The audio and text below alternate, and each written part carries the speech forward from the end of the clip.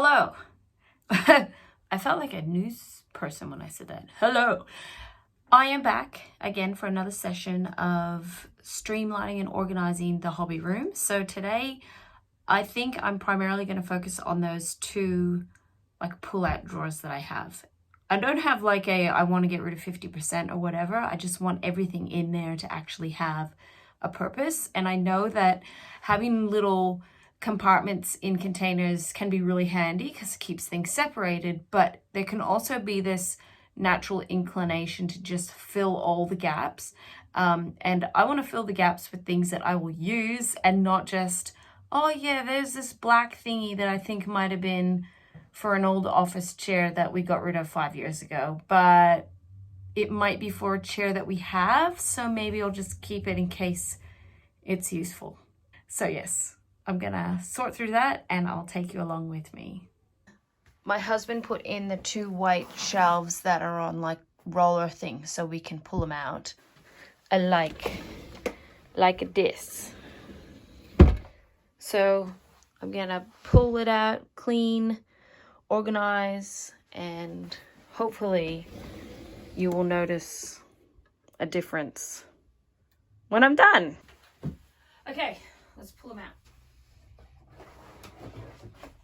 I actually bought these off of Marketplace because I was looking for a storage solution. So I highly recommend looking on places like Marketplace or Gumtree or Craigslist, whatever your local secondhand market is, and you can find really good bargains, because these were $50 each, new from the store, but I got both for $15. So I cannot recommend the secondhand market enough.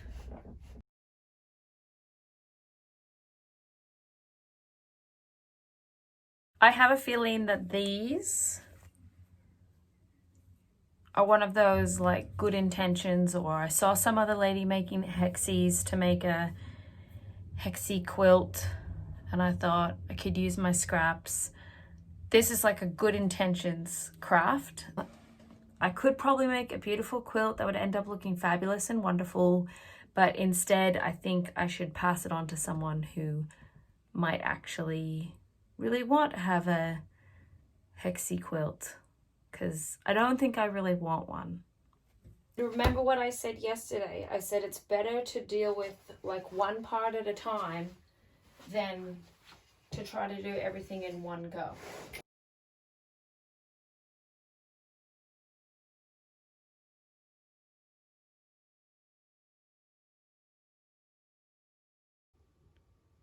So I've emptied the first drawer and you can see I have all sorts of different things. So I've got lots of sticky tape, I've got spare bindings, either pre-made for quilts or leftovers from previous quilts. I have a couple of zippers. I've never sewn a zipper in my life. Magnet stuff, ribbons. This is me trying to be frugal and getting elastic out of a fitted sheet that I turned into a quilt. Clips for when I photograph quilts on the fence. Some beads, because I think I saw some kind of vision, which is currently not in my vision, something I could repurpose them into, and various different things, sentimental stuff, things for the van, a thing that my husband wanted me to keep, so just stuff. So let's get it a bit more organized. My husband bought me this little vacuum attachment thing, and it comes with little mini vacuum parts, so you can vacuum in around sewing machines or computers or little hard to reach places. And when he originally got it, I'm like, because I don't really like stuff for just the sake of stuff, but it has been very useful. So I recommend getting something like this. It actually makes your life easier, and you just hook it up to your regular vacuum and go.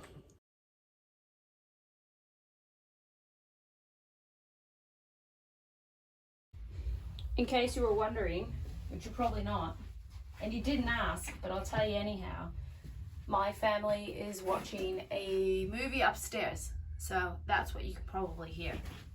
I mean, I can hear it. So these are like wipes for cleaning lenses and stuff, so we'll keep them. This is water for my iron for quilting, so I'll keep this close by because I use it very often. I'll make a goodbye pile. I'll make a doesn't belong in this room pile. And then you pretty much have like a I don't know pile and so forth. So I think for a while there was a massive shortage on tape, and then I got paranoid about running out of tape. So now I have a lot of tape. So I'll use this up eventually. Where's it gone? Spencer. It's good to put like with like so that you corral things together and you don't lose anything. I don't know why there's certain things that I just find more difficult than others. I think it's the potential, like I might potentially use this for something, but then I tell myself it's not living, it's just a thing, don't worry about it, and someone else will use it. So I have done a lot of quilts with scrappy bindings, but I think I'm ready to move on from these ones. This elastic would have been so handy when everyone was out there panicking, freaking out over making masks at home. Would have been super handy. I actually only got this recently, so that's kind of a tongue-in-cheek thing I'm saying. I think sometimes if you have like an aspirational thing to do with crafting, that it can be difficult to tell yourself like, yes, I did want to do that, but realistically, am I going to do that? So that's why I'm gonna let go of the zippers and I'm gonna let go of the hexies, because honestly, I think it's kind of like a, what do they call it? I think it's a fantasy me. The fantasy me thinking I'm gonna make all these things from, you know, from scratch, and I'm gonna be a homesteader type person, and I'm not there yet. I mean, one day I might be the crafting hero of the world, but not today. These go upstairs. There for the van. I don't even know why I have staples down here if I don't have a stapler, and this isn't an office. Maybe these were spare. Little red dots that I did use, but I don't use anymore. Goodbye. Sweater shaver. I put off buying one of these for literally years, and this has been super handy to me, so I'm gonna keep this. A rock. Just what everybody needs in their life is a rock. Ow, no. Every video, I swear, every video I injure and hurt myself, but it's okay, I'm okay. I know as soon as I put this stuff upstairs that it's gonna be, like, the kids will have it, so if you're saying goodbye, you gotta really say goodbye and really make your decision what you wanna keep protected and what you wanna let go to the family.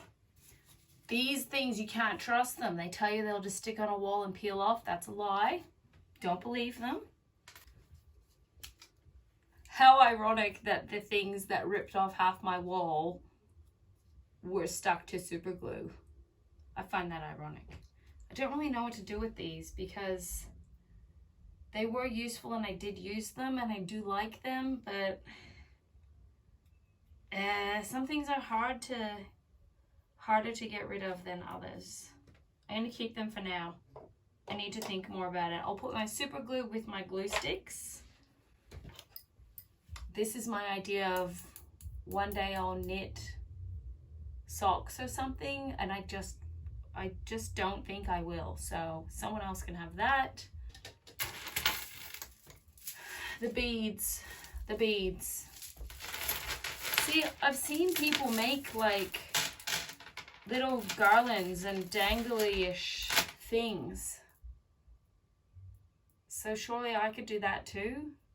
Stay tuned. You might see something that just explodes Pinterest because it's so amazing that comes straight from me. Who knows? But I did say yesterday, sometimes it can be a really good idea to give stuff to your child. If you got it, say you got it for free. Say somebody, I did actually get all these necklaces for free. So I've gotten these necklaces for free. I've seen the potential in them. There's nothing wrong with them. And I could give them to my children and they could have lots of fun. But then if mummy comes along and wants to declutter, then there may be that push-pull feeling of, but I gave it to them and now I'm taking it away, and you're trying to negotiate and all the rest of it. I really try so hard to be very careful with what I give to my children, because once I give it to them, it is their thing. And then if I ultimately want them to get rid of it, then you have to negotiate and find middle ground. And sometimes that middle ground you find, you're not going to be very happy with it, but you have to trump the relationship with the other person over wanting to declutter. Like, I reckon if I really gave into my flesh majorly, we would be very, very minimal. Like, as minimal as a 12-person family can be. I would probably happily get rid of the vast majority of other people's possessions, because isn't it easier to get rid of other people's stuff than your own? I know when I first started decluttering, I really struggled with the fact that my husband did not want to get rid of things, especially things that I wanted him to get rid of. And so I didn't realize at the time, but I actually punished myself a lot. I reduced all of my possessions to very, very little. Like at one stage I had, I think it was 10 items of clothing. Because I think I really wasn't dealing with the heart issue of just being content if you have a million things, or being content if you have 10 things. It's kind of separate. So yeah, it is true that I like clear spaces. It is true that I like to have less rather than more stuff. It is true that I find comfort in smooth, easy, minimal, less, no clutter. But it can become you can almost become a slave to that feeling as well. So I don't know, maybe you can heed my advice that sometimes it's just telling yourself you trump the relationship with the person over the stuff. Your peacefulness, your contentment comes from within only. And I can tell you, you can reduce your stuff to basically nothing. And for a long while, you have that buzz of feeling fantastic. But that doesn't necessarily always last, because then it's on to the next thing. So I'd say for the most part, I feel really good a lot of the time. But I do know when I get anxious and worried, I do feel like I have to clear out. What's unfortunate is I think people can think that anytime you're clearing out or organizing or decluttering, they'll automatically be like, oh, she's stressed. She's only doing that because she's stressed. And no, I genuinely like doing stuff like this. So I'm happy and happy chappy today. But there is the other side as well, that you can become a bit, I need to clean something, which is totally Emperor's New Groove kids movie. It's a great movie. But if you've seen that movie, you can relate. The wife gets all anxious and she says, I have to go clean something. I'm hearing you, sister. I'm hearing you. My children are very artistic and creative, and one of my children likes to give gifts. So she's made these little cards for me. This is inspired by the movie Epic, and this is inspired by the fact that mice are cute and that I sew. So these are special to me, but I kind of get torn with like, where do I put them and what do I do with them? So for now, they will stay here. These other sentimental things will get packed away with our one sentimental box that we have for the entire family. This is drawer number 2 that I need to empty, clean, declutter, and organize.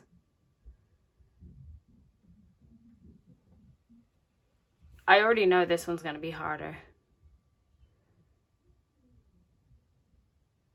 for the decisions that I have to make.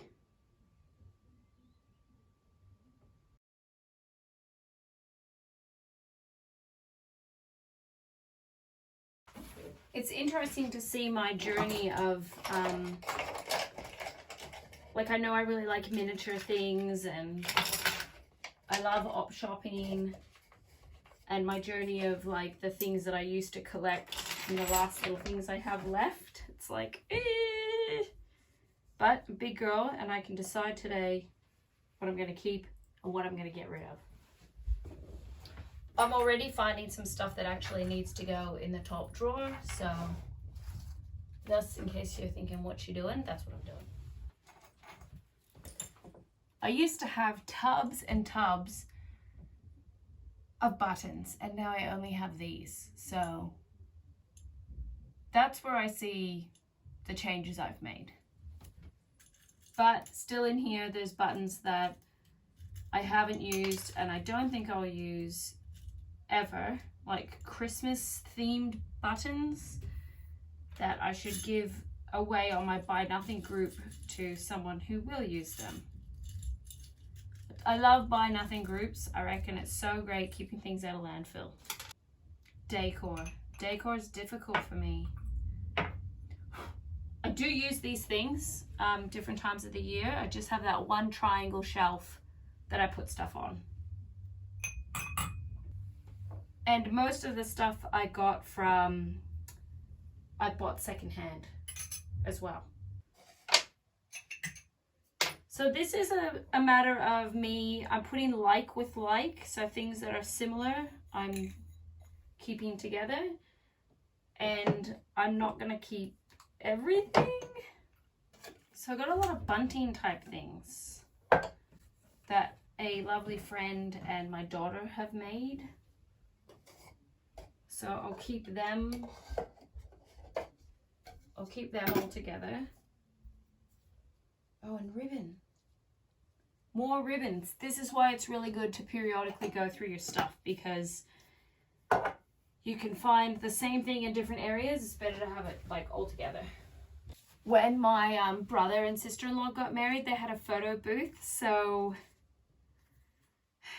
we got photos taken, and when I look at them, they just make me feel so happy, but I'm not really sure how I'm going to display them or use them. So this is another Catherine being accountable to you and telling you I'm going to do something with these, which isn't just always keep them in storage. So thinking of what I'm going to do with that. I should move my beads and junk into this one and my decor stuff, so it's all together. This is good. We're going good, guys. We're getting there.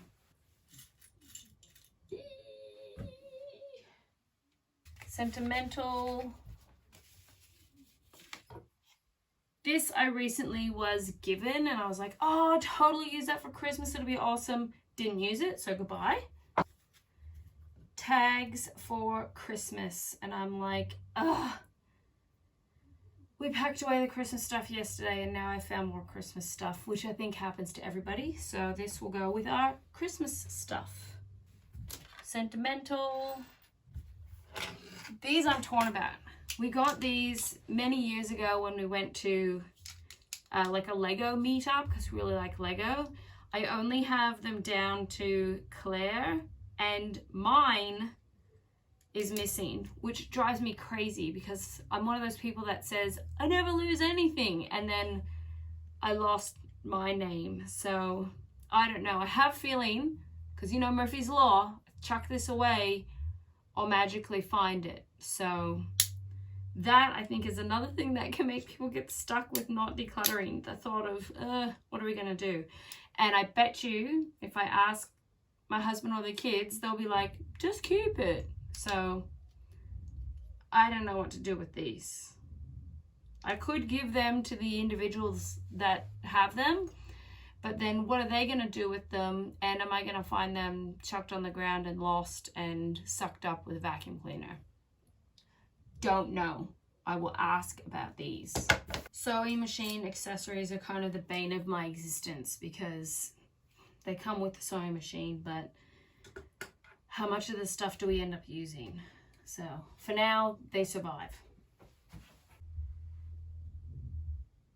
Okay, let's review. So in the top drawer, we have up the back the lens cleaners, the sweater shaver, little LED strip lights that I had on my sewing machine.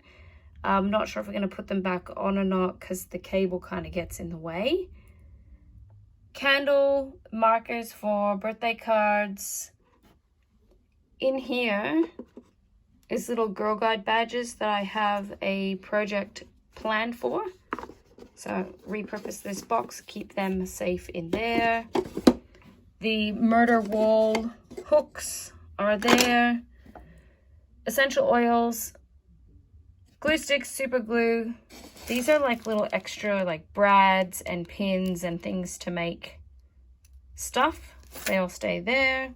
Sticky tape dispenser, sticky tape, quilt clips, measuring tape, torch, lighter, spare like the sewing machine accessories for my Elna sewing machine and the ones for my Juki, ribbon and string, binding, water for the, I keep wanting to say washing machine, water for the iron, post-it notes, and just little bits and pieces that I frequently need, like pencil, little ruler, lip balm, pencil sharpener, thimble, that kind of stuff. And I keep extra elastic bands on there. So that's all that's in there now. This one we will call my decor drawer because this is all of my decor that I own for every season, everything other than Christmas. So Christmas is packed away in our crawl space under the house.